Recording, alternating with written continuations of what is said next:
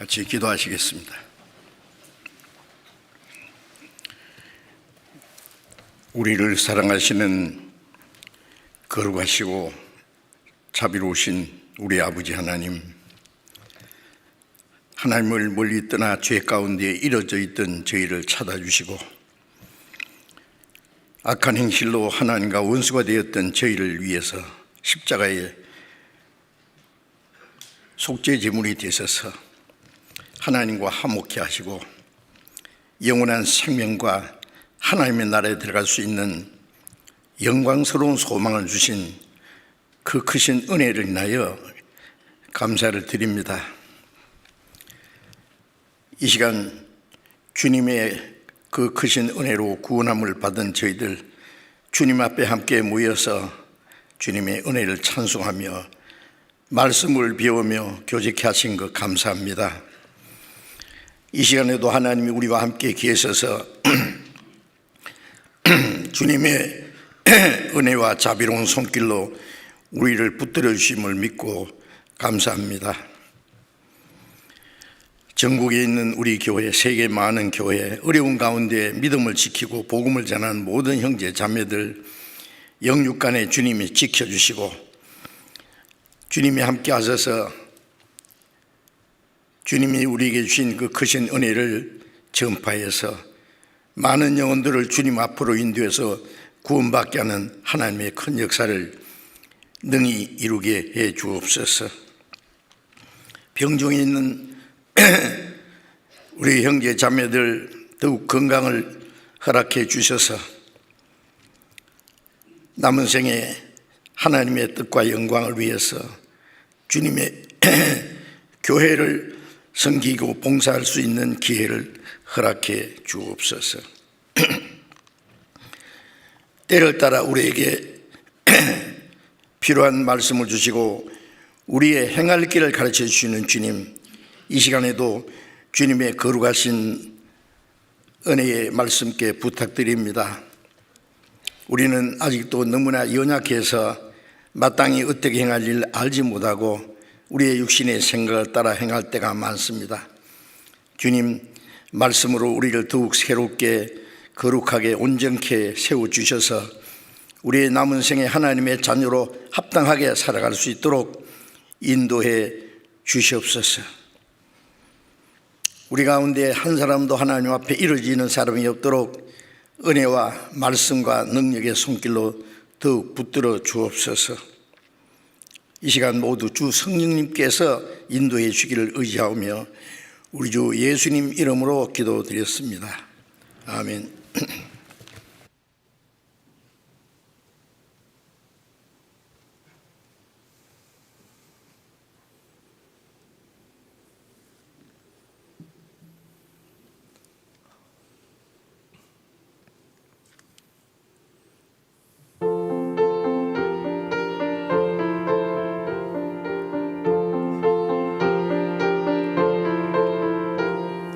저 하늘에는 눈물이 없네, 거기는 슬픔도 없네. 저 하늘에는 눈물이 없네, 거기는 승리만 있네. 고통은 모두 다 사라져버리고 영광만 가득 차겠네. 주님과 함께 있을 때는 영원한 기쁨이 있겠네.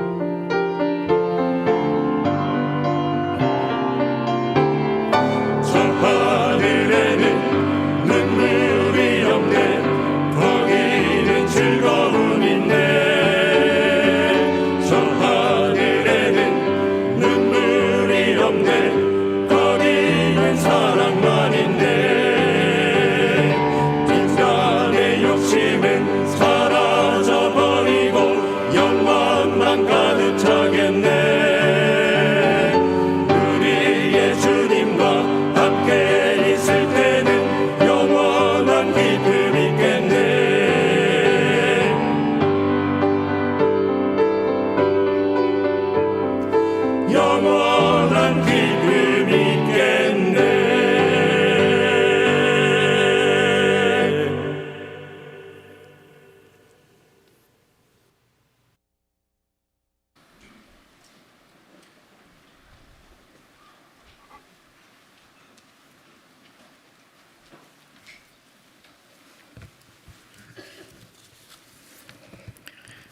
성경 찾겠습니다. 요한복음 10장.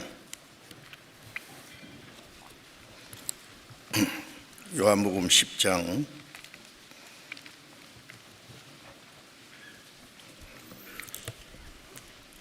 요한복음 10장 14절부터 16절까지 14절부터 16절까지 제가 읽겠습니다.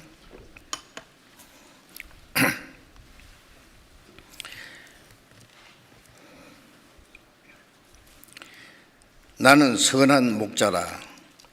내가 내 양을 알고 양도 나를 아는 것이 아버지께서 나를 아시고 내가 아버지를 아는 것 같으니 나는 양을 위하여 목숨을 부리노라.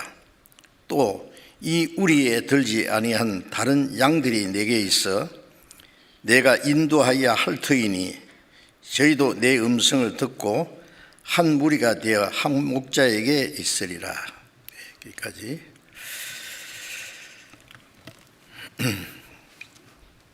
코로나 온역이 정점에 이른 것 같습니다. 코로나 확진 환자 통계를 보니까요,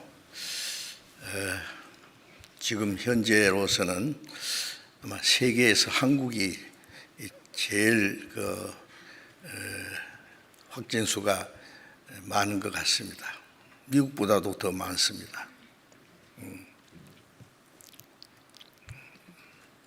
아주 정점에 이럴 것이라고 합니다. 정점에 이르면은 또 내려오겠죠. 미국에도 제일 많을 때는 한 100만 명까지 하루에. 근데 지금 뭐 어제 통계를 보니까 4만 몇천 명인가 5만 몇천 명밖에 안 되더라고. 근데 우리는 뭐 36만 명, 38만 명 이렇게 올라갑니다. 그리고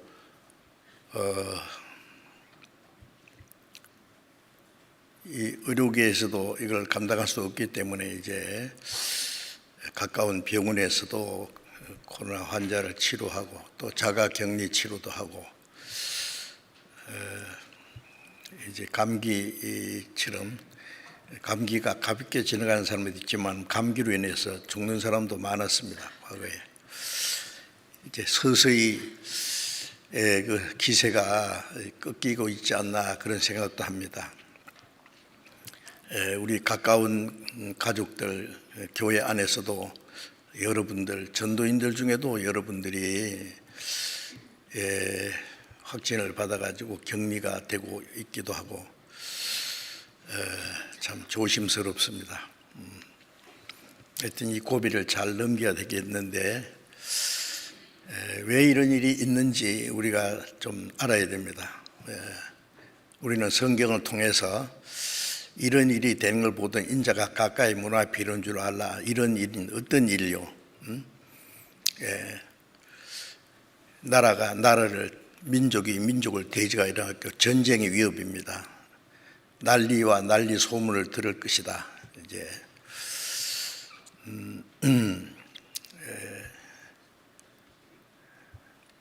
지금 러시아가 우크라이나를 침공해서 무차별 공격하고 벌써 3천여 명이 희생을 당했다고 하는데요. 민간인들 그렇게 무슨 죄가 있어요? 옛날에 뭐 나폴레온이나 징기스칸이나 그 외에 그 막 침략하고 사람 죽이고 약탈해가고 하는 거 있잖아요. 어떤 사람들은 그런 사람을 뭐 특별히 영웅시하는데 그들은 악마와 같은 살인자들입니다. 푸틴도 마찬가지죠. 전 세계 거의 많은 나라들이 전쟁을 중지하라든지 여러 가지 제재를 해도 듣지 않고 우크라이나를 완전히 정복할 야망을 가진 것 같습니다. 세계에서 핵무기를 가장 많이 가진 나라가 러시아라는 거 아시죠? 그 핵무기 숫자로는 러시아가 제일 많고, 그 다음에 이제 미국인데, 신형 무기로서는 미국이 더 많은 것 같습니다. 그리고 가장 무서운 무기가 핵 잠수함인데, 과거 통계를 보면은 핵 잠수함을 가장 많이 가진 나라가 또 러시아입니다. 지금은 잘 모르겠어요. 어쨌든 에스겔 38장 39장에 보면은 마지막 전쟁이 극한 북방 러시아입니다. 러시아를 영어로는 RUS로 로스라 그럽니다. 성경에는 로스, 메섹, 모스코, 두발, 우크라이나 바로 옆에 있는 벨라루스인가 거기에 처음 회담했던 그 자리에 가장 큰 도시가 민스크고 그 다음에가 두발입니다. 두발, 메섹, 두발. 어쨌든 러시아가 그 우크라이나를 침공한 것은 마지막 러시아가 이스라엘 침공할 것을 하나님이 먼저 보여주신 것이라고 생각합니다. 징조로. 자, 거기서 이제 궁지에 몰리면은 핵 무기를 사용할 준비를 하라는 명령까지 내렸으니 미국과 유럽이 그 전쟁에 직접 개입하고 싶지만은 개입 안 하는 이유는 거기서 핵전쟁, 즉 3차 세계대전이 일어날 위험이 있기 때문이라고 합니다. 어쨌든 그 마지막 전쟁에 그 위협이 있다는 것도 우리가 알아야 됩니다. 이것은 하나 우리 그리스도인들에게 보여주신 예표라고 생각을 합니다. 전쟁의 위협, 처치의 기근과 지진, 자연의 재난, 그 다음에 온역, 순식간에 이 코로나라고 하는 생각지도 않는 전염병이 세계에 퍼져서 그로 인해서 많은 사람이 생명을 잃기도 하고 고통을 받고 경제적으로 타격을 입고 이건 큰 재앙이 아닐 수 없습니다.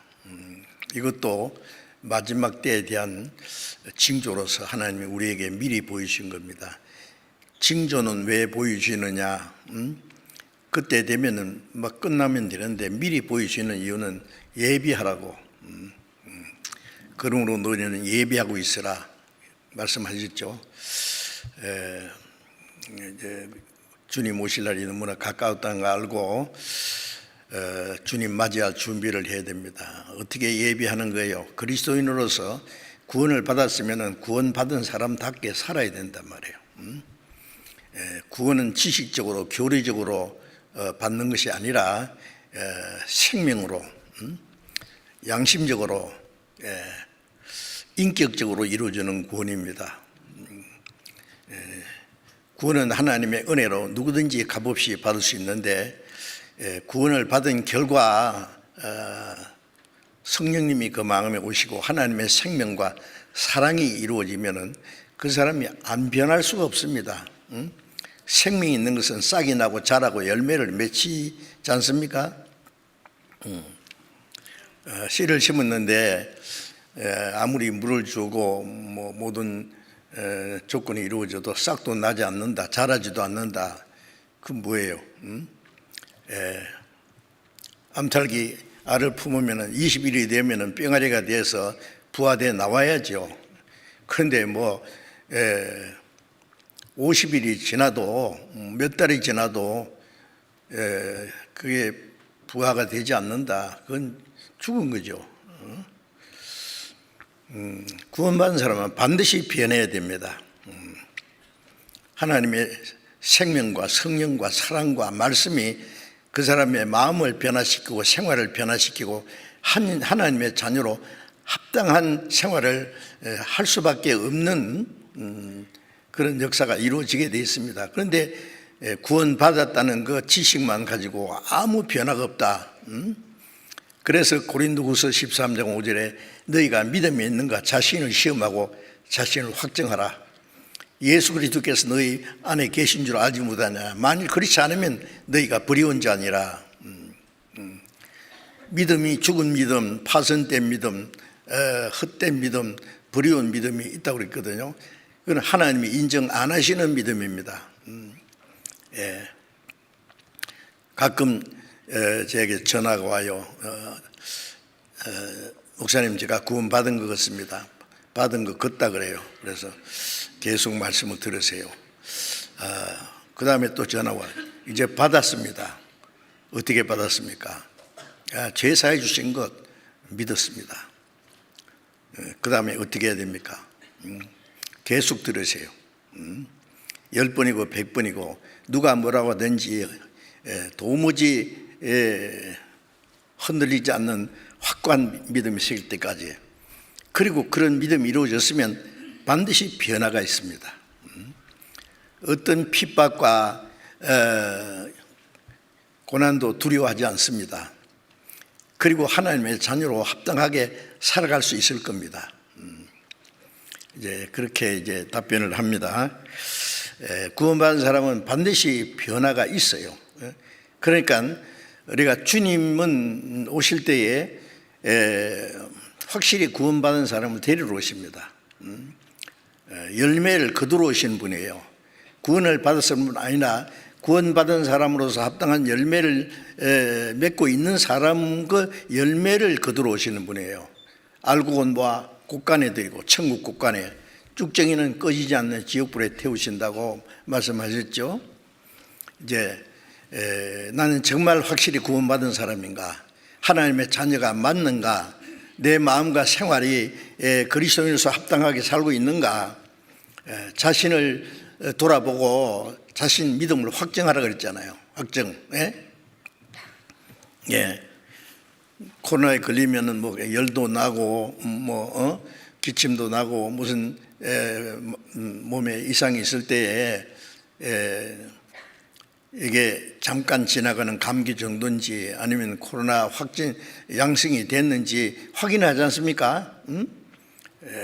또 그거 아니더라도 가끔 건강 검진을 하듯이 우리 믿음을 말씀을 통해서 살펴봐야 됩니다. 구원의 확신도 말씀을 통해서 받는 거고, 구원받은 이후에 그리스도인의 생활은 말씀에 합당하게 살아가야 됩니다. 우리의 마음과 생활이 말씀에 맞아야 돼요. 그게 하나님이 인정하시는 믿음입니다. 그래서 어떻게 자신의 믿음을 시험하느냐? 말씀을 통해서. 구원받은 사람은 구원받은 사람의 증거가 있어요. 여러 가지 있습니다.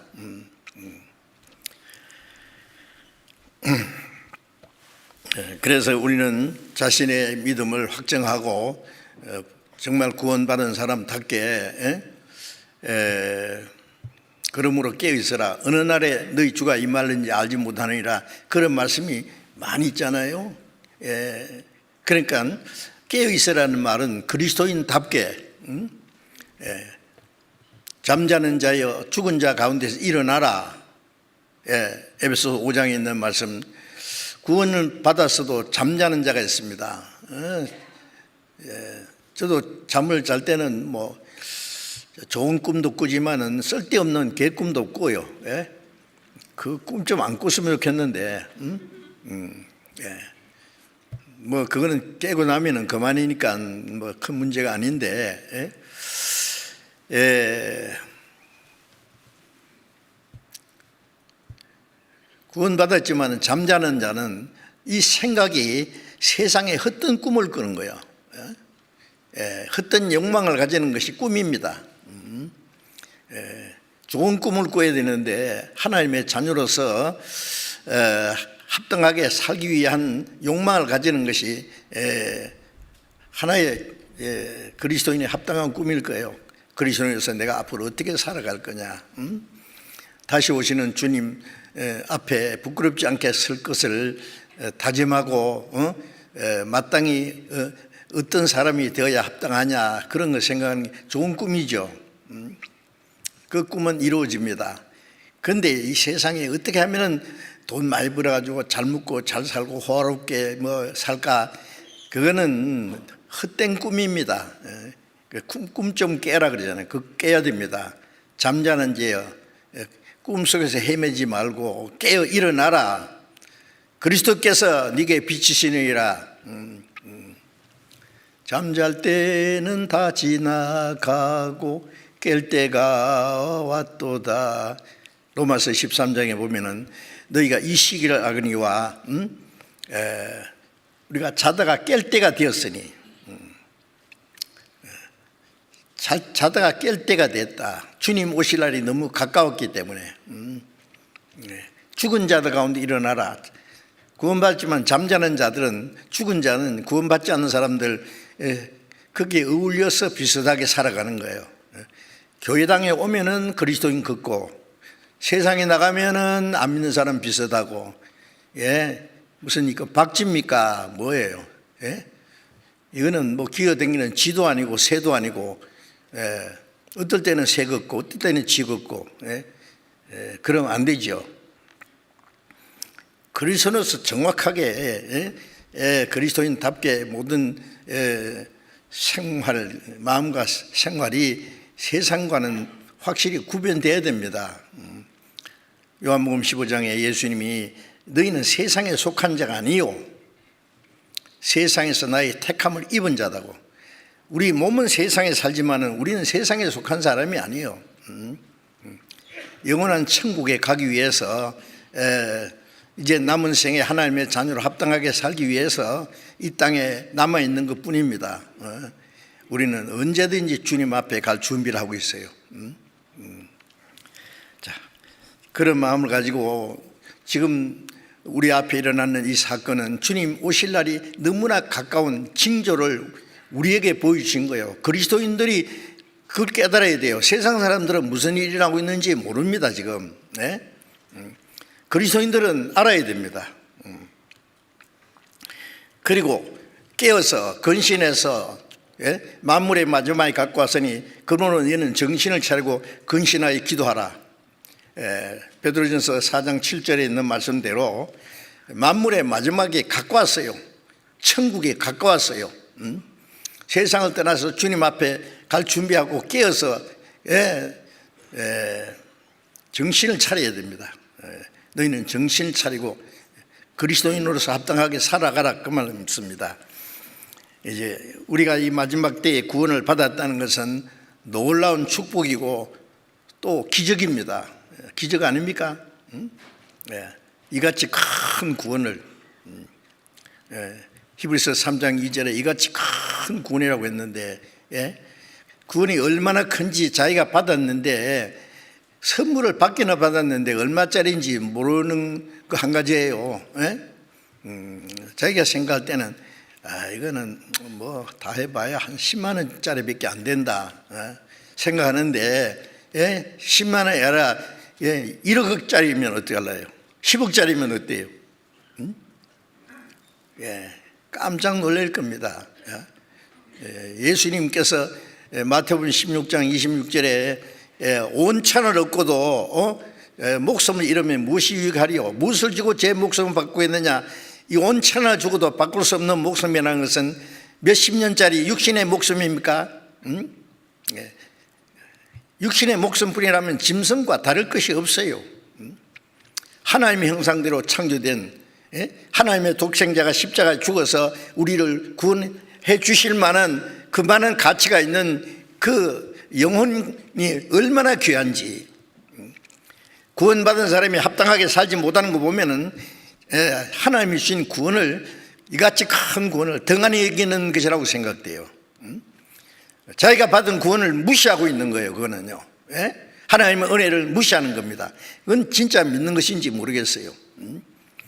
그리고 자기 영혼이 크고 귀중하게 여기는 만큼 다른 사람의 구원도 귀중하게 여기고, 한 사람 영혼을 구원하기 위해서 기도하고 수고하고 애쓰고 그것을 위해서 많은 것을 희생해도 좋다. 내 재산을 다 바치서라도 한 영혼을 구원한다면 그건 수지 맞는, 세상 말하면 장사입니다. 그는 돈 주고 사람의 영혼을 사겠어요? 하나님의 독생자가 십자가 죽지 않으면 우리가 어떻게 구원받아요? 이 세상에 아무도 없고 내 혼자만 있다고 할지라도 주님은 나를 위해서 십자가 죽으셨을 거예요. 우리 각자의 생명이 얼마나 귀중하다는 것을 잊지 말아야 됩니다.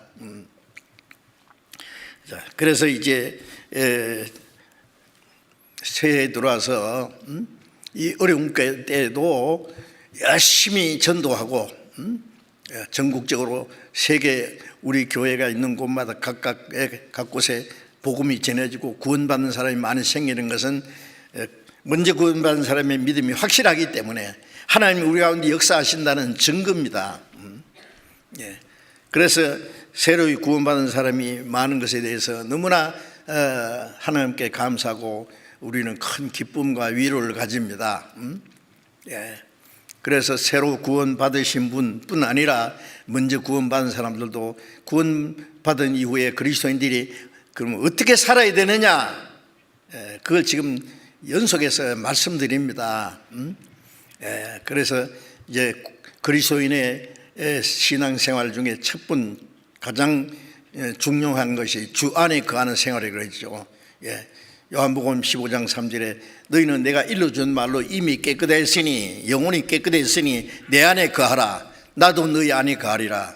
저가 내 안에, 내가 저 안에 있으면 과실을 많이 맺나니, 내 안에 거하라고 하는 그 말씀이, 그래서 주님 안에 거하는 생활이 무엇인지를 계속해서 지금 말씀드리고 있습니다. 같은 말씀, 비슷한 말씀이 중복될지라도 이해해야 되는 것은 계속해서 중복해서 말씀을 들으셔야 그 말씀이 마음에 몹처럼 꽉 박히는 거예요. 벽에다가 무거운 또 중요한 물건을 걸려면은 못을 어떻게 해야 돼요? 단단히 박아야 돼요. 적당하게 박아놓으면 물건이 떨어지고 깨지고 버릴 수 있어요. 단단하게 못을 박아야 거기다가 뭘 걸어도 위험하지 않고 떨어지지 않는 것처럼 하나님 말씀이 우리 마음속에 비슷하게 걸쳐 있으면 안 됩니다. 못처럼 꽉 박혀 있어야 돼요. 그래서 연속해서 말씀드립니다. 단단히 박으려면 망치를 한 번만 때려야 됩니까? 몇 번 때리든지 확 박힐 때까지. 영어 단어 하나 외우는데도 한 번 듣고 지나가면 그게 외워집니까? 읽고 듣고 말하고 그걸 외웠다가 또 잊어버렸다가 다시 외웠다가 반복하는 사이에 그 단어가 자기 마음에 딱 익혀지는 것처럼 하나님 말씀도 한 번 듣고 잊어버리면 별 유익이 없어요. 계속 반복 들어야 됩니다. 내 마음에 모처럼 꽉 박히도록. 많이 아는 것이 중요한 것이 아니라 말씀 몇 마디라도 중요한 말씀이 마음에 꽉 박히면은 그 말씀이 마음과 생활을 변화시키는 능력이 있습니다. 히브리서 1장 3절에 보면 능력의 말씀으로 만물을 붙드시며 말씀으로 만물을 창조하시고 말씀으로 만물을 붙드시고 다스리십니다. 말씀으로 우리 영혼을 구원하고 말씀으로 우리의 마음과 생활을 변화시켜요. 말씀이 우리의 마음과 생활을 붙잡아서 인도하도록 그래서 주 안에 거하는 생활에 대해서 계속 말씀드리는데, 그래서 조금만 더 말씀을 드려야 되겠습니다. 네, 오늘은 요한복음 10장에 있는 말씀, 10장 14절에서 16절에 있는 말씀. 요한복음 10장은 선한 목자 되신 예수님, 지난번에도 잠깐 말씀드렸죠. 이제 구원받은 사람은 하나님을 멀리 떠나 잃어진 양이 아니라 영혼의 목자와 감독 되신 주님께 돌아온 양이라고 말씀드렸죠. 구원받지 않은 사람은 하나님을 멀리 떠나 잃어진 양입니다. 잃어진 양은 맹수의 먹이가 되는 것이죠. 너희는 양과 같이 길을 잃었더니, 베드로전서 2장 25절에 전에는 하나님을 떠나서 내 고집대로 내 마음대로 살았습니다. 그것은 각기 제 길로 갔다고. 이사야 53장 6절에 있는 대로 목자 떠난 양같이 각기 제 길로 갔다. 끝까지 가면 거기가 지옥이라고 그랬죠. 그런데 이제는 잃어진 양이 아니라 영혼의 목자와 감독 되신 이에게 돌아왔다. 이제는 주님이 우리의 선한 목자입니다. 그래서 예수님 말씀에 10장 14절에 나는 선한 목자라, 내가 내 양을 알고 양도 나를 아는 것이.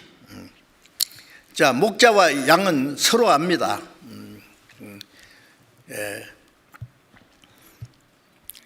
10장 그 3절 말씀에 보면은 목자가 양의 이름을 각각 불러 인도해내느니라.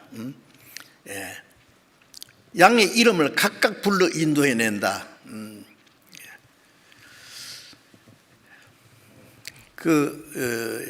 애완용 그 동물을 키우는 사람들은요, 개도 이름을 지어주잖아요. 이름을 부르면은 그 귀가 쫑긋해서 듣습니다. 자꾸 부르면은 저기 내 이름이구나, 나를 부르는구나 알지요. 하나님은 우리를 이름으로도 아신다 그랬죠. 각각 이름을 불러냅니다.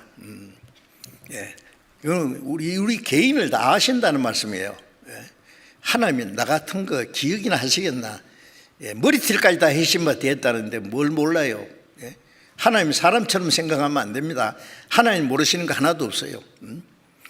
지금 과학이 발달하고 지식이 발달했지만은 하늘의 별이 몇 개인지 아무도 모르잖아요. 시편 147편에 보면은 하나님은 별들의 수요를 세신다고, 그리고 별들 하나하나 이름을 명하신다 그랬어요. 대단하지 않습니까? 그런데 하나님이 우리를 모르시겠어요? 그 이름이 생명책에 기록되기도 하고 우리를 다 아십니다. 우리 침 삼킬 동안도 나를 그냥 두지 않는다. 눈 동작같이 보호하신다. 머리털까지 다 해신 바 됐다. 하나님이 우리를 얼마나 세심하게 아시는지 아세요? 그런데 하나님이 나를 아실까? 그리고 이제 몰래 뭐 나쁜 짓 해도 하나님이 뭘 아실까 봐. 요나가 하나님 말씀을 피해서 니느웨로 가는데 다시로 가는 배를 타고 저 배 밑창에 담요를 뒤집어 쓰고 누워 있어요. 하나님이 안 보시겠지. 안 보셔? 딱 꺼내가지고 바다에 던져가지고 큰 물고기, 창세기 1장에 요나를 삼키기 위해서 아예 큰 물고기를 처음부터 하나님이 주문해 놨어요. 창세기 1장에 보면은 물고기를요 만드셨는데 큰 물고기라는 말씀이 따로 있어요. 왜? 요나를 삼키려면은 작은 물고기 가지고 안 되죠. 큰 물고기가 내가 이때를 위해서 있다. 던지자마자 그냥 납작 삼켜버렸잖아요. 하나님은 얼마나 잘 아시는지 아세요? 하나님의 말씀에 그렇게 했어도 나는 그대로 살기는 싫어요. 싫어.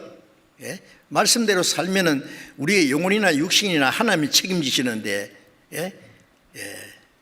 말씀을 들어도 안 믿었죠. 자기 방법대로 살려 그래. 그러면 하나님의 약속이 이루어질 수가 없어요. 하나님의 약속을 반드시 지키는 분입니다. 그 약속을 안 지키면은 그게 약속에 대한 축복은 없어요. 하나님의 말씀보다도 자기의 생각이 더 똑똑한 줄로 생각하거든요. 예? 이제 우리는 하나님 주님이 기르신 양으로서 그 주님은 우리의 목자인데 그냥 목자가 아니라 우리를 구원하기 위해서 목숨을 버리신 목자입니다. 나는 선한 목자라. 선한 목자는 양을 위하여 목숨을 버렸다. 우리를 구원하기 위해서 목숨을 버리신 목자. 목숨을 버려서 구원했으니 얼마나 귀중히 여기겠어요. 천국에 데려가기 위해서 우리를 구원했지 않습니까? 천국에 들어갈 때까지 우리를 보호하시고 지키시고 인도하시는 분이에요. 실감 납니까? 실감 날든 안 하든 하나님의 말씀은 변함이 없습니다. 실감이 안 나는 것은 안 믿어지는 거예요.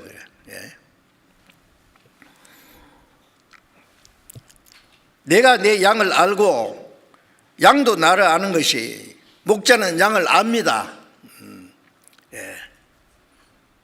양도 목자를 압니다. 양은 목자의 음성을 알고 목자를 따라갑니다. 타인의 음성을 알지 못하는 거로 따르지 않고 도리어 도망하느니라. 구원받은 사람은 그 목자의 음성을 알아요. 목자 음성이 뭐예요? 목사의 음성이 목자 음성입니까? 아니에요. 목사도 말씀을 삐뚤어지게 가르치면은 그건 주님의 음성이 아니고 타인의 음성이에요. 목사가 뭐 철학적으로, 문학적으로, 지식적으로, 과학적으로 뭐 특별한 얘기할 필요 있어요? 없어요. 성경 말씀을 이렇다 하고 그거 전해주면 돼요. 고물 라디오라도요, 막 소리가 잡음이 들려도 정확하게 그 방송국에서 그 발송하는 그 방송을 정확하게 전달하면 되는 거예요. 뉴스가 됐든 무슨 특별한 내용이든지 말하는 사람이 좀 언변이 부족하든지 말든지 하나님의 말씀이 올바로 전해지면 되는 것이죠. 뭐 철학적인 거, 문학적인 거, 심리학적인 거, 무슨 도덕적인 거, 세상적인 거, 그런 거 들으러 왔습니까? 그런 거는요, 라디오만 틀어도 교양 강좌하는 거 뭐 얼마든지 있어요. 교회는 그런 거 가르치는 게 아니에요.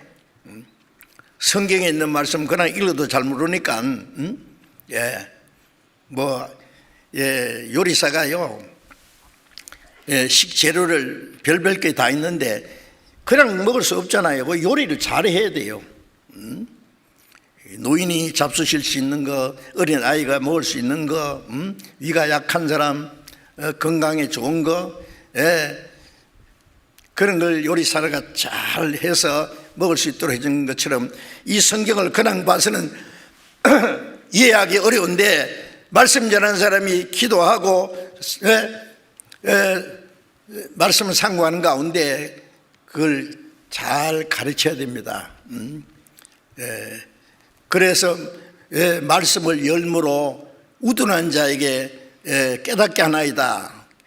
우둔한 자에게 말씀을 열어준다면 해석해야 한다는 말이에요. 쉽게 이해할 수 있도록. 그게 말씀 전하는 겁니다.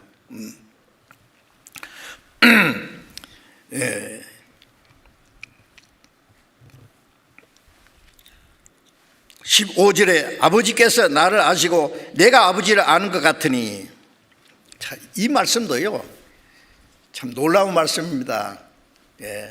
아버지가 나를 사랑하신 것처럼 나도 너희를 사랑했다. 아버지께서 나를 아시는 것처럼 아버지의 나를 알고 내가 아버지를 아는 것처럼 양이 목자를 알고 목자가 양을 알고, 그 안다고 하는 것은 놀라운 일입니다. 결혼하고 나면은요, 이제 얼마 동안 살다 보면은 서로를 압니다. 남편은 아내를 알고 아내는 남편을 알고 안다는 것은 친밀한 교제입니다.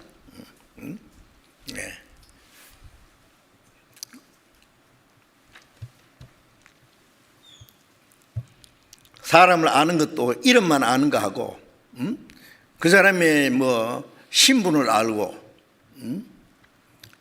그 다음에 그 사람의 마음을 알고 인격을 아는 것 차이가 있죠. 예?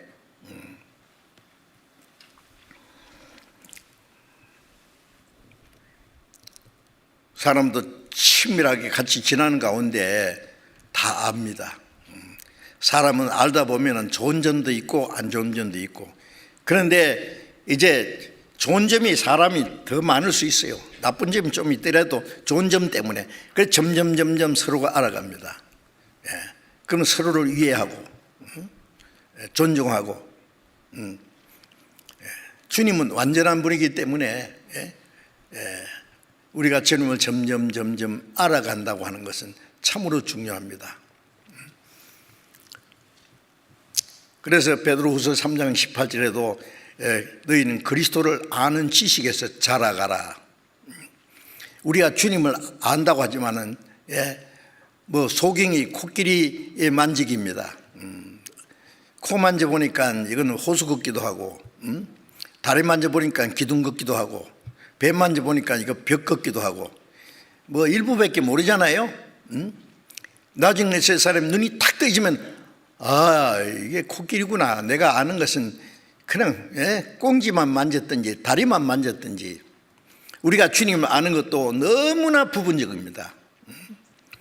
그래서 고린도전서 13장에 지금은 우리가 부분적으로 아나, 그때는 주께서 나를 아신 것처럼 내가 완전히 알리라. 주님 우리를 완전히 아십니다. 우리는 주님을 완전히 몰라요. 조금씩밖에. 점점 알아간다는 것은 교제입니다. 너 그 사람 알아? 그러니까 나 잘 모르는데. 모르면 교제가 안 되죠. 나를 믿으시오 그러면 어떻게 믿어요? 당신이 누군데? 이름을 알고 신분을 알고 인격을 알고 그 사람을 완전히 알면은 믿을 사람인지 못 믿을 사람인지 압니다. 완전히 알면은 믿을 수 있는 사람이다.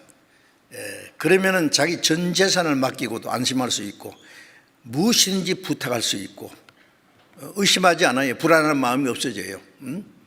그게는 막역한 교제가 이루어지는 거예요. 주님을 어떻게 아세요? 정말 그렇게 아십니까?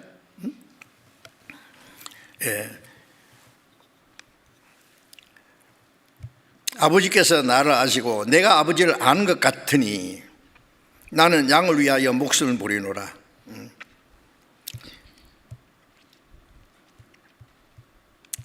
자, 주님은 목숨을 버리신 양을 위해서, 어떤 사람이 자기가 꼼짝없이 죽게 됐는데 다른 사람이 대신 죽기까지 해서 자기 생명을 살려줬다면 그 은혜를 잊을 수 있겠어요?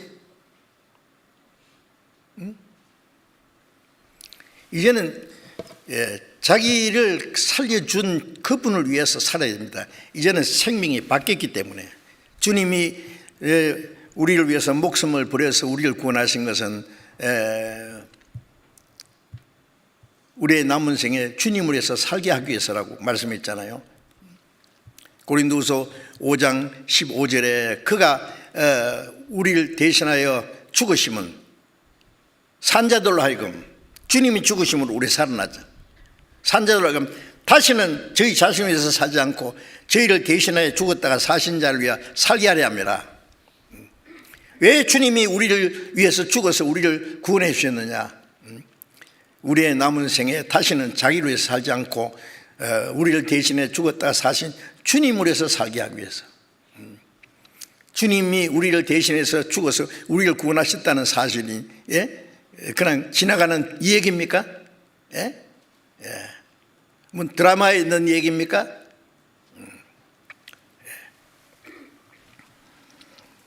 우리가 잘못하면 주님의 은혜를 스스로 과소평가하고 무시하게 되는 거예요.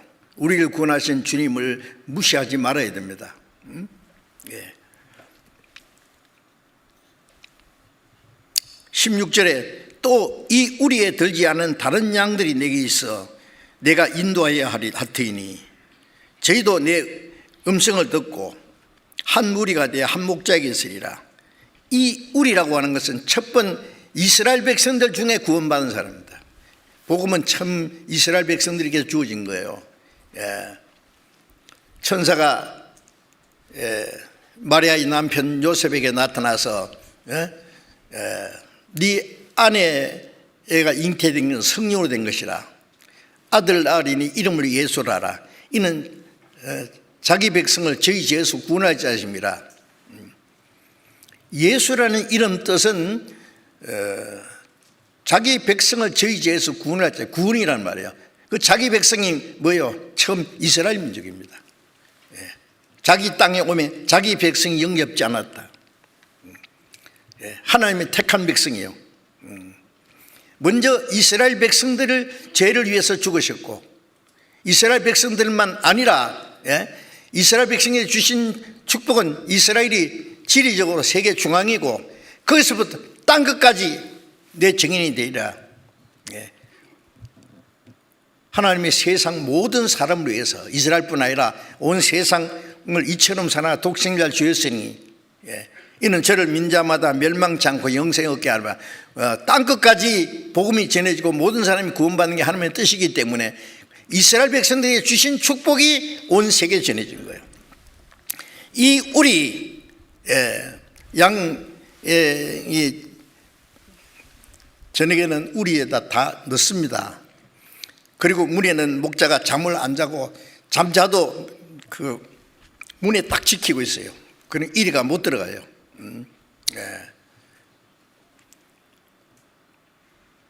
이 우리에 들지 않은 이스라엘 백성들 중에 구원받은 첫째는 유대인이요, 그 다음에 이방인이에요. 예루살렘과 온 유대와 그리고 사마리아와 땅 끝까지. 이 우리에 들지 않은 다른 양들은 전 세계 이방인들, 우리를 가르칩니다. 내게 있어 내가 인도하여야 할 터이니 이방인에게도 복음이 전해지고 그들도 인도해야 한다.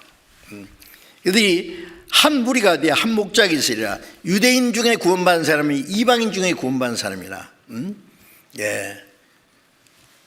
어떤 민족이든지 종이나 자유잖아. 높은 사람 낮은 사람 그 인간적인 모든 것을 초월해서 모든 사람이 구원받아서 한 무리가 돼. 한 무리입니다. 무리. 한 목자. 우리의 목자는 주님입니다. 목자가 아닙니다. 목자의 일을 대행하는 건 맞아요. 그래서 예수님을 목자장이라 그러고, 예수님이 베드로에게 내 어린 양을 먹이라, 내 양을 치라. 주님의 양입니다. 목숨을 버리신 목자는 예수님 한 분뿐입니다. 말씀은 전하는 사람은 주님, 목자 되신 주님의 음성을 전달하는 사람이고 주님의 일을 대행하는 사람이에요. 진짜 목자는 예수님 한 분입니다. 우리의 선한 목자는 한 무리가 되어 한 목자에게 있으리라. 주님이 우리 눈에 보이지 않지만 우리 가운데 같이 계세요.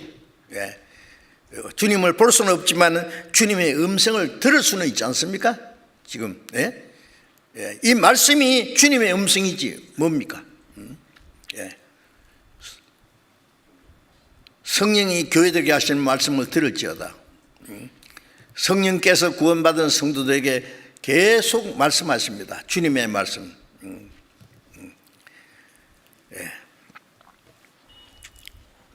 그래서 바울 사도는 우리가 전하는 말씀이 사람의 말이 아니라 하나님의 말씀으로 너희가 받았으니 진실로 그러하다. 우리가 전하는 그 말씀이 사람의 말이 아니요 하나님의 말씀으로 받음이니 진실로 그러하다. 그 말씀이 너희 믿는 자 속에서 역사하느니라. 데살로니가전서 2장에 그런 말씀하셨는데, 그래서 주님은 우리의 선한 목자로서 우리를 먹이시고 우리를 보호하시고 우리를 인도하십니다. 그 무리 안에 있다가요. 그래서 성령으로 연합된 무리, 이제 귀가 아프도록 앞으로도 들을 수 있을 거예요. 구원받을 때는 혼자 구원받았지만 구원받고 나면 혼자가 아닙니다. 나를 구원하신 하나님 아버지, 나를 위해서 죽으신 예수님, 우리 그 은혜를 우리에게 깨닫게 해주신 성령, 성부, 성자, 성신, 삼위 하나님이 우리와 같이 계시는 동시에 함께 구원받은 형제 자매들, 한 무리입니다. 무리. 목자 한 사람, 양 한 마리 아닙니다. 양 무리가 많습니다.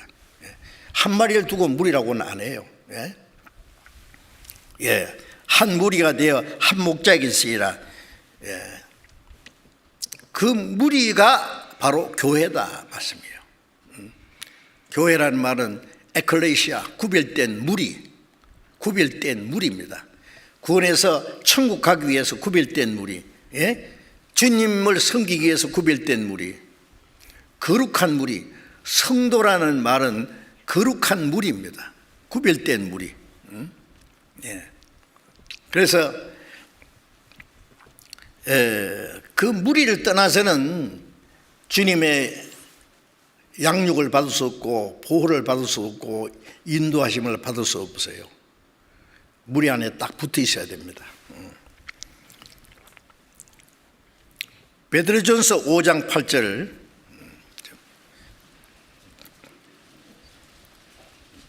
스크린에 올려주십시오. 베드로전서 5장 8절, 베드로전서 5장 8절. 근신하라, 깨어라. 너희 대적 마귀가 우는 사자같이 두루다니며 삼킬 자를 찾나니. 근신하라, 깨어라. 근신하는 말은 정신을 차리라는 말과 같습니다. 깨어있어라. 신앙생활로 깨어있어라. 너희 대적 마귀가, 마귀 사탄, 사탄이라는 말은 하나님의 대적자. 마귀는 하나님 같이 되려고 하다 쫓겨난 놈이죠. 루시퍼가. 그래서 사탄이 건데 대적자라는 말입니다. 지옥은 그 타락한 천사 마귀와 그 사자를 위해서 예비됐다고 마태복음 25장에 말씀 있잖아요. 그런데 마귀를 당장 지옥에 보내지 않고 조금 풀어놨어요. 왜?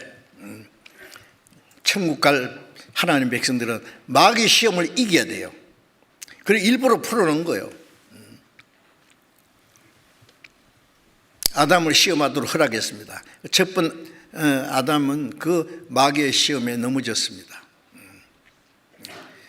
그 다음에 예수님이 오셔서 구원의 역사를 이루었는데, 이제 마귀는 구원받지 못한 사람들 구원받지 못하게 역사합니다. 마태복음 13장에 보면은 이 씨를 뿌렸는데 씨는 하나님의 말씀이요.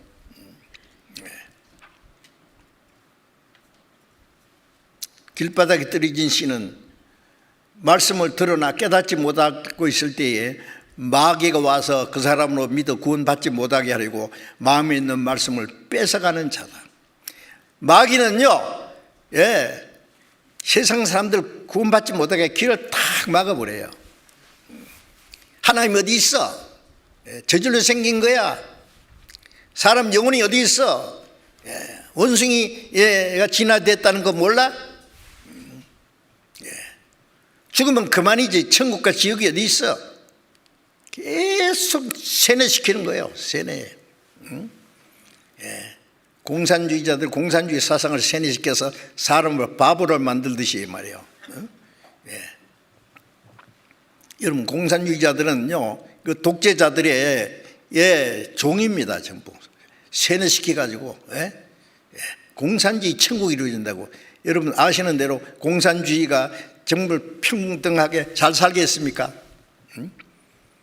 공산주의 종주국이었던 러시아에 죄송합니다만 러시아 제가 1년에 2차례씩 모스크바에 그 전도하기 위해서요 계속 다녔죠. 여러 해를. 인간적으로 보면은 2번 다시 가기 싫은 나라예요. 그 영혼들을 불쌍해서 가는 것이지요. 극소수가 막 엄청난 부자예요. 지 나라 것 전부 저거 거예요. 푸틴이 개인 재산이 100조 원이 넘는다 그러잖아요. 누구 돈인데 그게 전부. 정치가들하고 결탁한 사업하는 사람들하고 마피아들하고 하나가 돼가지고 절대 다수는 얼마나 가난한지 몰라. 그게 공산주의 종주국이 지금 뭐 소비에트가 무너져서 공산주의 아니라 그러지만 그 푸틴이 하는 건 전부 공산주의 그대로예요. 중국은 어떻습니까? 죄송합니다만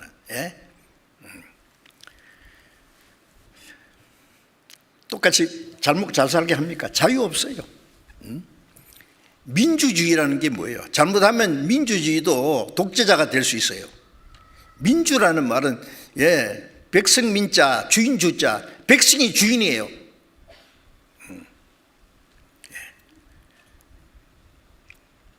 주권자가 백성들을 지 마음대로 다스린 게 독재자지 뭐예요? 폭군이에요 그게.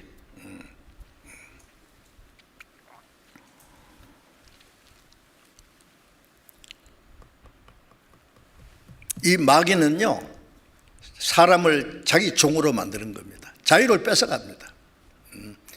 믿지 못하게 합니다. 구원받지 못하게 역사합니다. 구원받으면은 하나님 말씀 듣지 인간 말을 안 듣거든요. 어떤 사상에 안 빠지거든요. 구원받지 못하게. 그래서 고린도후서 4장에 보면은 이 세상 신들이 믿지 않는 자들의 마음을 혼미케 해서 이 그리스도의 영광의 복음의 광채가 비치지 못하게 하느니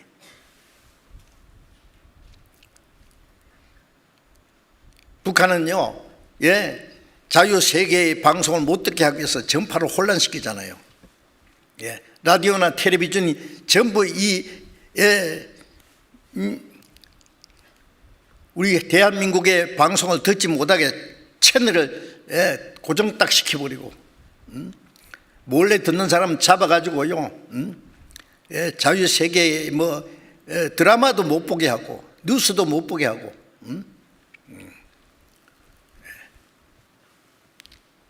오로지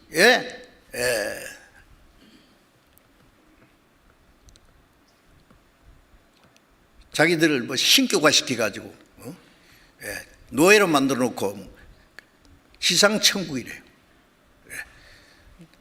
남한은 미국의 식민지 국가니까 남한을 해방시켜야 된다고 거짓말을 퍼뜨려가지고요. 생각해 보세요. 어처구니 없잖아요. 그러니까 이 대한민국의 방송을 듣는 이 드라마를 봐도 처음에는 저게 전부 거짓말일 거라고 계속 듣다 보면은 아니다. 그래서 죽음을 무릅쓰고 탈북해가지고 한국에 와서 자유세계에 와서 이거는 몇십 년 동안에는 이거는 완전히 마귀에게 해방돼가지고 자유를 맛보고 있는데 구원받지 못하면 역시 마귀의 권세 아래 있습니다. 다.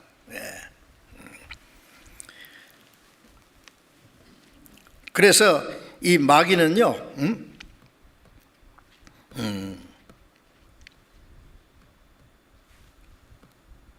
너희 대적 마귀가 우는 사자같이 삼키를 찾는다.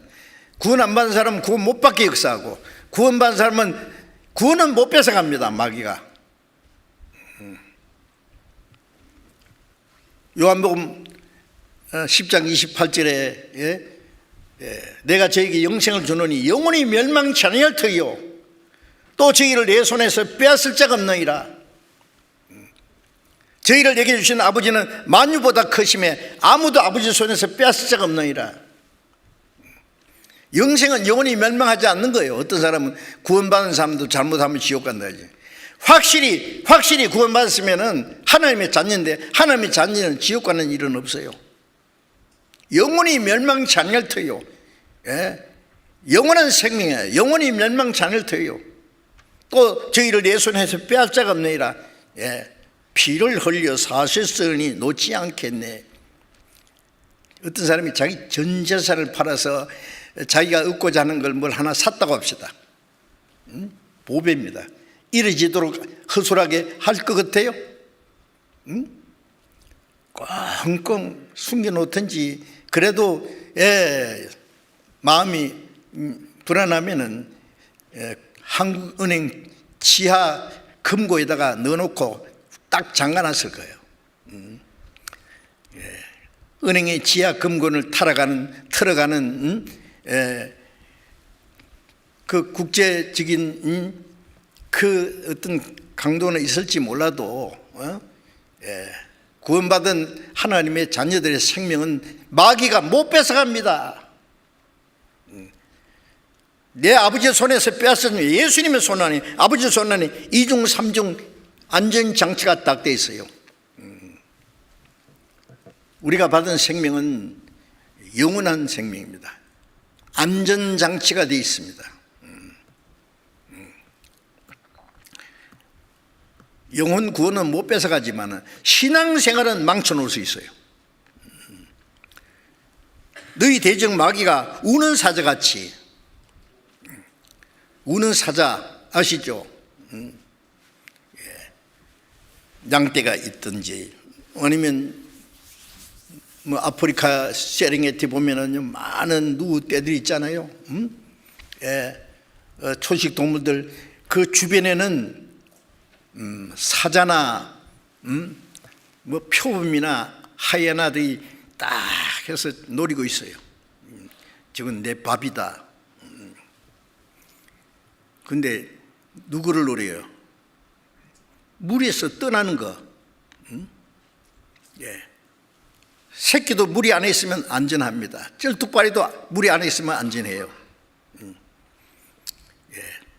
그래서 어떻게든지 이걸 흩으려고 해요. 흩으다 보면은 무리를 떠나는 것, 약한 자들 가서 잽싸게 물어가는 거 보셨죠? 너희 대적 마귀가 우는 사자같이, 굶주린 사자같이 삼킬 자를 찾아 두루 행한다 그랬죠. 굶주린 사자같이 딱 노리고 있어요. 무리에서 떠나면은요, 잽싸게 잡혀 먹힙니다.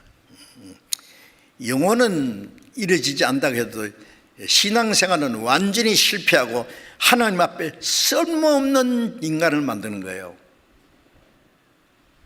쓸모없는 인간. 여러분, 이 세상에 사는 동안에 쓸모없는 인간이 되면 안 됩니다. 누가 말하기를 세상에 3가지 종류의 사람이 있다 그래요.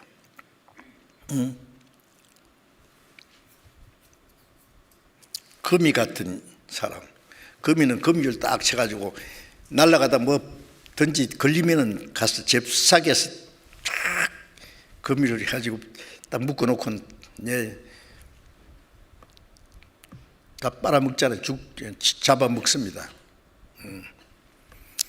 또 개미 같은 사람. 개미는 무해무득한 사람이요, 자기가 벌어서 자기 먹어요. 열심히, 얼마나 열심히 하는지 몰라요. 아프리카의 그 흰개미들요, 개미가 얼마나 작아요. 흰개미 집을요 3m로 집을 지어요. 이거는 사람이 엠파이어 스테이트 빌딩 짓는 것보다 더 놀라운 겁니다. 아세요? 조그만한 개미가요,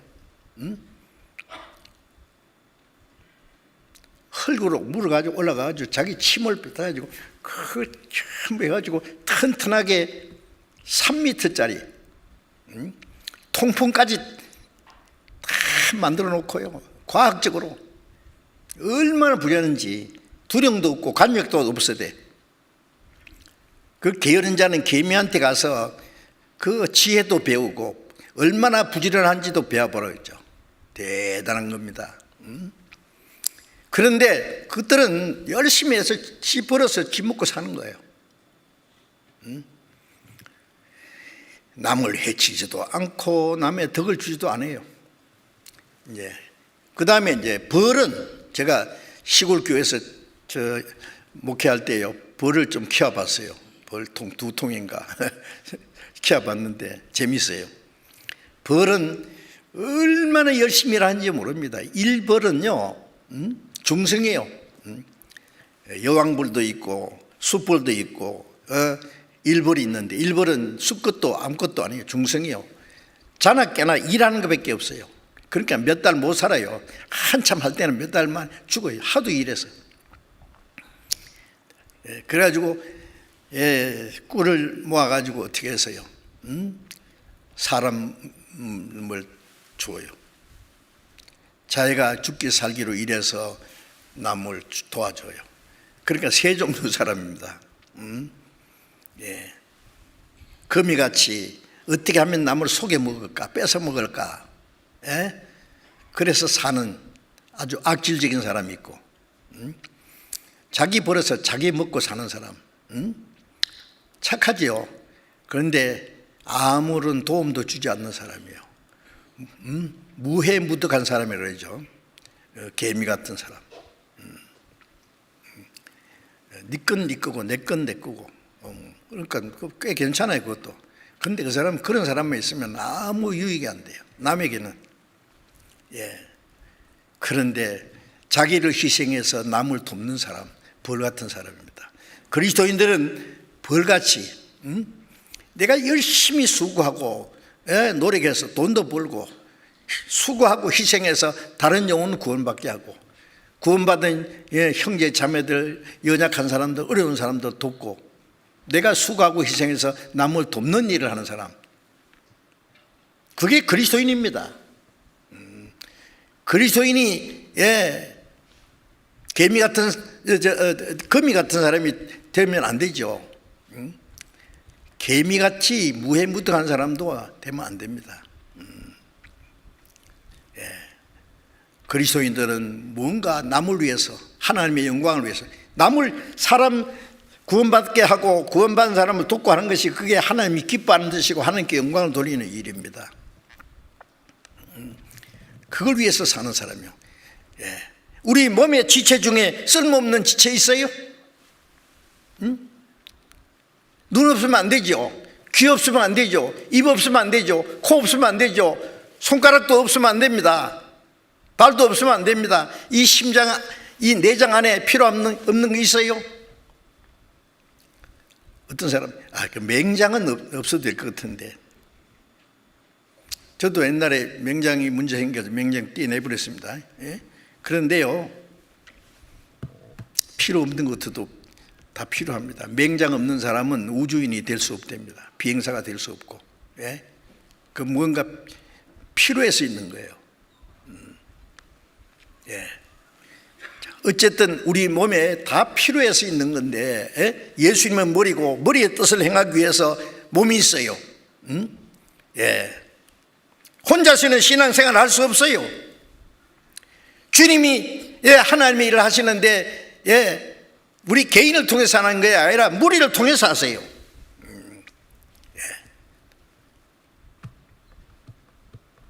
에베소서 3장 20절에 우리 가운데 역사하는 능력을 쫓아, 우리 가운데 역사하시는 능력을 쫓아 우리의 생각하는 것이나 우리의 원하는 것은 넘치도록 능히 하실 얘기에, 나는 할 수 없다, 우리는 할 수 있다. 하나님도 무리를 통해서 역사하십니다. 아세요? 머리가 뭘 하고 싶은데 이 몸에 손가락밖에 없다, 발가락밖에 없다, 입밖에 없다. 뭘 해요? 다 같이 있어야 되지, 정상적으로. 여러분, 우리 한 사람 한 사람은 없어서는 안 되는 존재입니다. 교회 안에서 없어서는 안 되는 존재인데 있으나 마나한 사람이 돼서는 안 되죠. 나은 사람쯤은 뭐 있으나 없으나 아무 쓸모없는 사람, 그런 모순된 사람이 어디 있느냐고. 세상에도 쓸모없는 사람은 빨리 지구를 떠나라. 뭐 쓸모없는데 뭐 했어요? 뭐. 예? 밖으로 축내려고 있는 겁니까? 죄송합니다. 그리스도인들이 하물며 하나님 앞에 썸없는 존재는요, 그런 모순이 어디 있느냐고. 집안에요 있는 물건 중에 아무 쓸모없는 것은 빨리 쓰레기통에 내버려야 돼요. 어디에 필요하든지 필요하니까. 요즘에 집들이 뭐 공간이 좁은 데다가요, 뭐 쓸면 쓰레기들을 갖다 싸놔요. 쓸데없는 건 빨리빨리 정리해서 내버리는 것이 낫죠. 하나님의 집에 쓸모없는 존재가 있겠느냐 말입니다. 생각해 보세요. 나는 하나님 앞에 쓸모 있는 사람인가 어딘가? 하나님이 아십니다.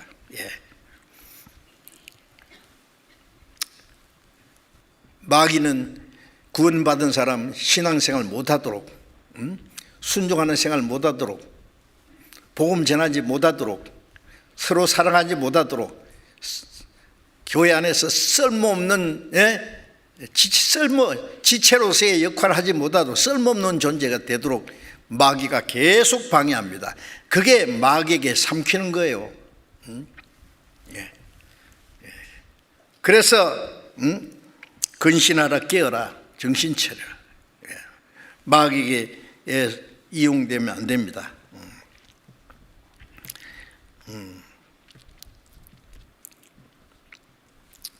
근신하게 깨어서 우리가 분별하고 마귀의 공격에 대비해 싸워야 됩니다.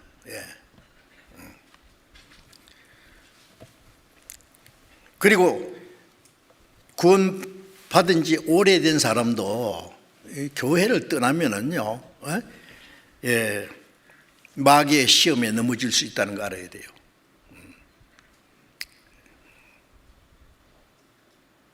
세렝게티에서요, 누구 떼들 쫙 떼 있을 때는요, 맹수 두려워하지 않아요.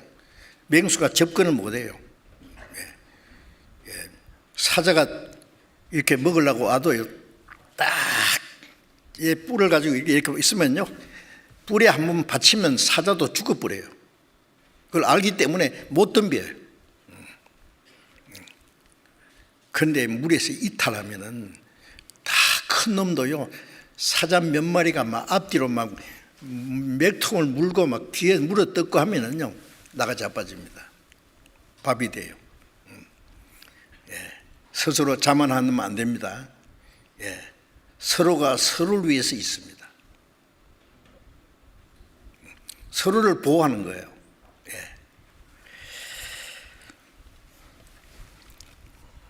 우리를 떠나서는 신령한 은혜를 공급받을 수도 없고, 요한복음 1장 16절에 우리가 그의 충만한 데서 받으니 은혜 위에 은혜라.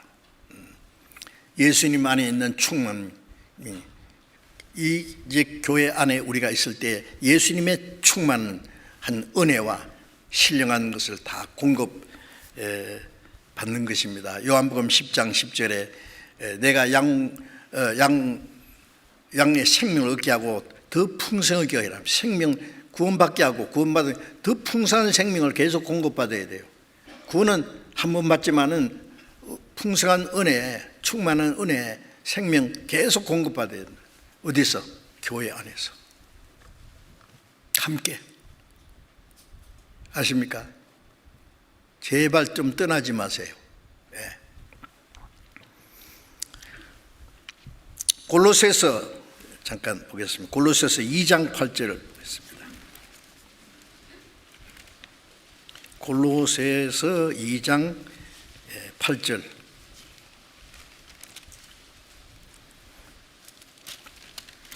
골로새 2장 8절. 빨리 못 찾은 분은 스크린 보셔야 됩니다. 2장 8절. 누가 철학과 헛된 속임수로 너희를 노래가 할까 주의하라. 이것이 사람의 유전과 세상 초등 학문을 조침이요 그리스도로 조침이 아니니라. 이 골로새 교회는요, 잘못된 교훈을 가르치는 사람들이 있었어요. 철학과 헛된 속임수라고 했습니다. 어떤 사람은요, 철학적으로, 문학적으로, 무슨 심리학적으로 이러면 성경보다도 더 훌륭한 교훈이 있습니까? 왜 그런 것이 필요하냐고요? 예? 철학과 헛된 속임수요. 예. 이 철학적인 거예요. 철학도 건전한 철학이 있을 거예요. 철학이라는 말 자체가요, 좀 우리는 이해하기 어렵습니다. 저는 그 학생들, 자녀들을요, 학교에 보낼 때 제발 좀 철학과 보내지 마세요. 제가 신학교 다닐 때요, 철학 교수가 하나 있었어요. 자기도 모르는 걸 짓거려대요. 황당해요, 그냥. 헤매고 다니는 거예요. 자기도 모르는 걸 막 아는 척하고 막, 다 들어도 뭐가 뭔지 몰라, 나중에. 킬콜 같은 킬케골, 그 사람 철학자, 그 사람은요, 실존 철학이라잖아요. 그런 철학도 있긴 있어요. 실존 철학이 뭐예요? 하나님 계시고 내가 있고 하나님 앞에 서 있는 나, 그게 실존 철학이에요. 그 사람 크리스찬입니다. 그런 건 좋죠. 정말 사람들이 정신을 똑바로 하게 하는 거. 그러나 대개 철학자들은요, 자기가 말하는 것이 무슨 소리인지도 모르고 그냥 유명한 말 떠벌려 그래. 사도행전 17장에 보면은 아테네에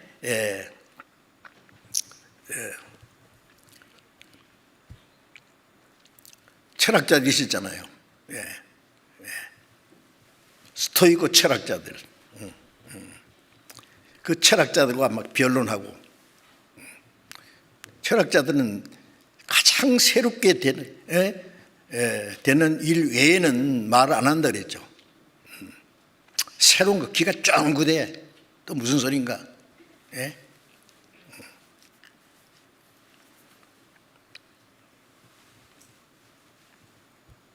제가 목포에 있을 때 유달산이라는 산이 있어요. 높은 산인데요, 운동하기 위해서 가끔 올라갑니다. 하면은 안전뱅이가 딱 앉아가지고 남의 사주팔자 보여주는 사람이 있어요. 제가 보면 남의 사주를 팔자를 봐준다는 사람이 자기 팔자는 왜 그 모양이에요? 쓸데없는 거예요. 그것도 관상철학이라 하던가요? 좋아하시네. 이 교회 안에 이 철학과 헛된 속임수가 들어와가지고 너희를 노래갈까 죽어야 하라 그러죠. 그걸 또 좋아하는 사람이 있어요. 아페큐르와 스토익 철학. 바울 사도가 사도행전 17장에 말씀을 쫙 가르치지만은 별 크긴 열매를 받지 못한 것은 철학자들은요, 그거 듣고 그것도 하나의 철학인 줄 알아요.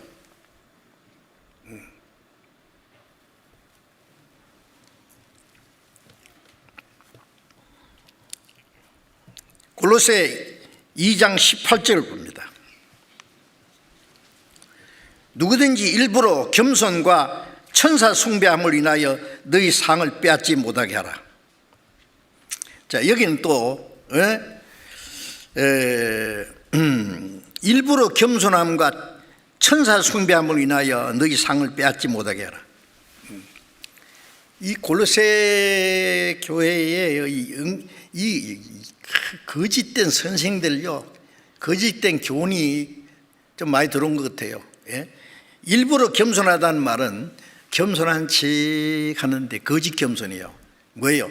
천사 숭배한다는 것은, 야, 우리가 지극히 거룩하신 하나님 앞에 어떻게 담대히 나가느냐, 어떻게 담대히 기도하느냐, 지극히 거룩하신 하나님과 우리가 어떻게 감히 교제하느냐, 천사들을 통해서 해야지. 천사. 그래서 청사를 숭배하는 일이 생겼어요. 그게 겸손입니까?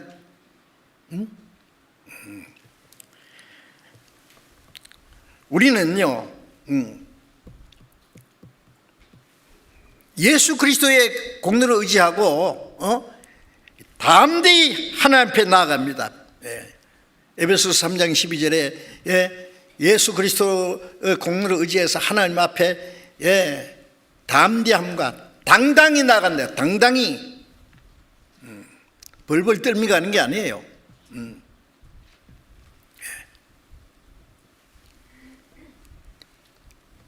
디모데전서 2장 6절에 보면은 하나님은 한 분이시오. 하나님과 사람 사이의 중보도 한 분이시니 곧 예수 그리스도라. 사람이신 예수 그리스도.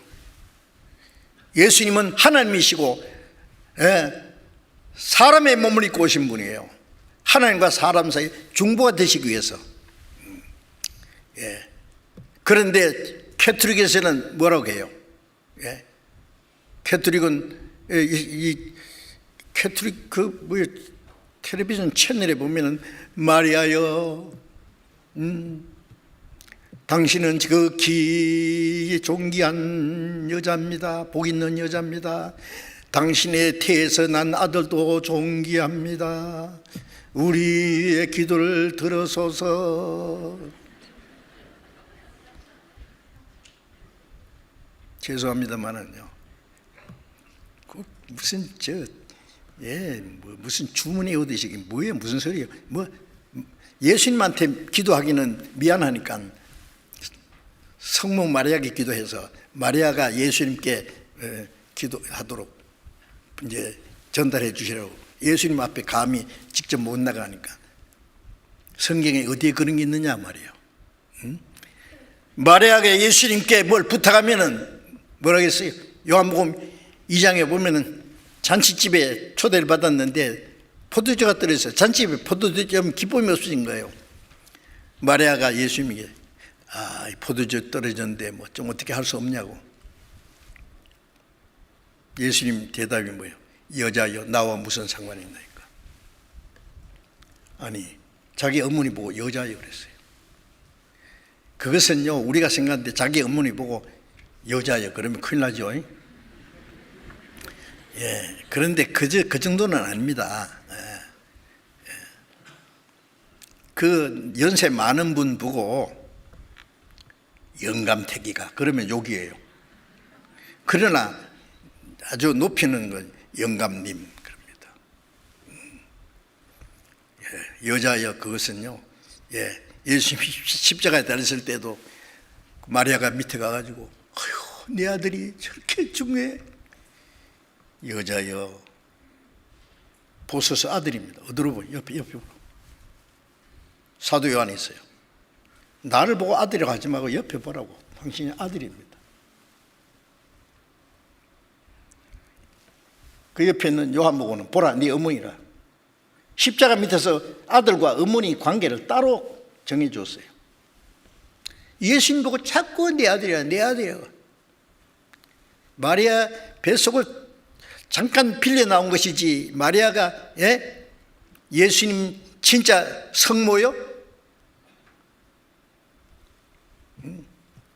동방 박사들이 베들레헴에 와서 마리아에게 경배했습니까? 아니에요. 아기에게 경배했습니다. 마리아가 중보자가 아니다 그 말이에요. 제가 멕시코 시티에 큰 박물관 엄청 커요. 그런데 그 다 볼 수도 없고요. 멕시코 사람들이 섬기는 우상이 있는데 제일 앞에 뭐가 있는지 아세요? 우상 쫙 있는데 큰 우상은 몇 개 없어요. 큰 우상이 딱 하나 있는데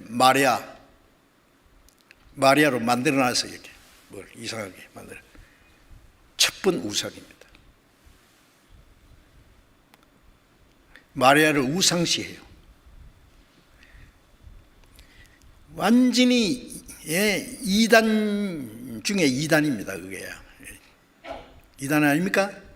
마리아 어떻게 생기라 그랬어요? 어디 마리아를 위해서 기도하라고 했어요. 마리아에게.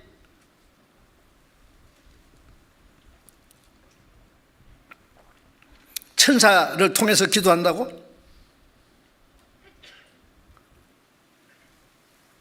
거짓 교리고 거짓 겸손이에요. 그게. 예.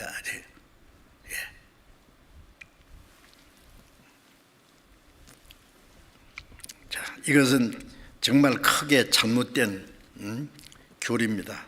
그래서 디모데전서 2장 5절에 하나님과 사람 사이에 중보도 한 분이시니, 하나님과 우리 사이에 중보자는 예수님이 우리를 위해서 하나님 앞에 기도하세요. 아무도 그 사이에 끼일 수 없어요. 예. 히브리서 1장 14절에 보면은 천사는 불의는 영으로서 구원 얻을 천국 갈 후사를 성계라고 보내심이 아니뇨. 우리는 하나님의 아들입니다. 천사는 하나님의 아들 될 수 없어요. 우리는 그리스도의 신부요, 천사는 그리스도의 신부가 될 수 없어요. 천사는 하나님의 자녀들, 천국 갈 백성들을 섬기는 자들입니다. 천국 가면 우리는 하나님의 아들이고 그리스도의 신부지만은 천사들은 밑에서 섬기는 자들로 있을 거예요. 그런데 천사를 섬겨? 예. 지금은 뭐 천사 섬겨야 된다는 그런 뭐 교회가 있는지 모르지만은 그 말고도 엉뚱한 교리가 너무 많아요. 예. 예. 그래서 히브리서 13장에도 너희는 여러 가지 다른 교훈에 끌리지 마라. 여러 가지 다른 교훈이 있어요. 예. 구원받은 사람을 노략질하고 신앙에 망가뜨리기 위해서 거짓된 교리가 싹 들어요. 그래서 갈라디아 2장 4절에 보면은 너희 중에 가만히 들어온 거짓 형제가 있다. 가만히 들었다는 것은 구원받지도 않고 구원받은 척하고 와서 형제, 자매, 뭐 아이고 전에 저 전라도 어느 교회 어떤 자매라는 분이 간증을 얼마나 멋들어지게 하는지 몰라. 그래서 막 열심히 희생적으로 막 봉사하는 것 같이 하는데 사람들이 아유 그 자매 참 믿음 좋다고 했는데, 예, 나중에 보니까요, 뭐 큰 땅이 있는데 그걸 땅을 다 팔아서 교회에다가 바치겠다고 그렇게 간증을 하고, 그런데 세금이 나왔는데 세금 낼 돈이 없다고 목사님한테도 얼마 빌리고 형제 자매한테 얼마 빌려가지고 몇억 해가지고 바람과 함께 사라지다. 나중에 알고 보니까 상습 사기꾼이에요. 저도 조그만 사기는 당했거든요. 구원받았다고 하는 거짓 형제 중에서. 가만히 들어와서 가만히 들어온 거짓 선생도 있어요. 예. 베드로후서 2장 1절에 보면은 너희 중에도 거짓 선생들이 있으리라.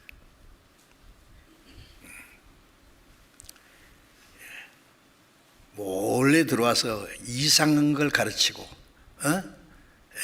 가만히 들어와서 형제인 척하고, 가만히 들어온 거짓 형제. 그래서 바울 사도도 거짓 형제 중에 위험을 당했다, 그런 말씀 있잖아요. 고린도후서 11장에 조심해야 됩니다. 우리는 이 교회 안에서 가르치는 말씀에 굳게 서서 딱 붙어 있어야 돼요. 혼자서는 신앙생활 못해요. 혼자서는 주님의 은혜를 공급받을 수도 없고, 신앙이 성장할 수도 없고, 성령의 인도를 받을 수도 없고, 복음을 전할 수도 없고, 주님을 섬길 수도 없고, 혼자서는 안 된다니까요. 우리가 함께, 이제 우리는 주님께서 우리를 하나로 딱 묶어놨어요. 그것을 확실히 아셔야 됩니다. 자, 오늘도 여기까지만 말씀을 드리겠습니다. 그래서 신앙이 어릴수록 교회 안에 딱 붙어 있어야 됩니다. 단단히 붙어 있어야 됩니다. 말씀을 듣고 조용히 순종하는 생활을 해야 되겠습니다. 기도하겠습니다. 자비로우신 우리 아버지 하나님, 이 마지막 때에 우리를 구원해 주시고 주님이 함께 역사하셔서 인도하시는 무리 안에, 교회 안에 지체로서의 하나님의 은혜와 신령한 모든 것을 공급받고 주님의 말씀에 순종하며 머리 대신 주님을 섬기며 하나님의 영광을 위해서 순종하며 살도록 도와주시는 은혜 감사합니다. 주님 안에 거하라는 그 명령을 쫓아서 교회 안에서 주님의 몸된 교회 지체로서의 역할을 잘 감당할 수 있도록 주님 은혜와 말씀과 성령의 능력으로 우리를 붙들어 주시고 주님 앞에 서는 그날까지 우리를 지켜주시고 인도해 주시옵소서. 우리 중에 한 사람도 이 거룩한 무리 가운데서 떨어지는 사람이 없도록 주님 붙잡아 주옵소서. 우리 주 예수님 이름으로 기도드렸습니다. 아멘.